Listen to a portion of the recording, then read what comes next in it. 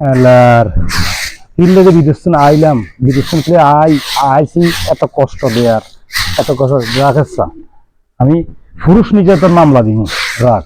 আমি পুরুষ নির্যাতন মামলা যদি না দিছি আর নাম হেলাল না, আমি পুরুষ নির্যাতন মামলা দিব। কালকে ফেনি যাবো। এত কষ্ট, এত যন্ত্রণা, এত কাম, বাবু রে। কাম করতে করতে এমন বলে এবার উড়ান ঝাড়ু দিতাম, এর টাইম নাই। হুতুর্গ কাপড় ধুন, এত কিছু করন, উড়ানো যদি না আর এত ঝাড়ু দেয় আর রাগ। আমি আমি ফেসবুকে আমার বন্ধু বান্ধব, ভাই, এত বোন, ভাই বোন সবার কাছে আমি জানাবো যে এটা নিয়ে আমি কি করি। কি পুরুষ নির্যাতন মামলা দিমু নাকি আরেক বিয়ে করবো?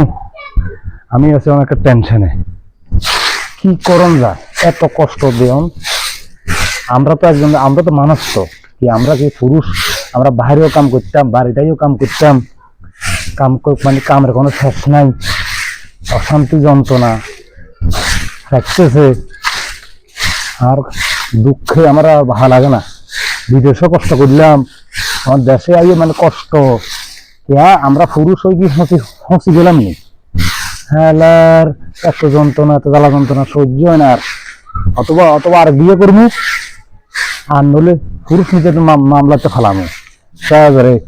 এবার করে কি রায় দে। আর ভালো লাগে না, যাইয়ের গই হাঁটতাম না।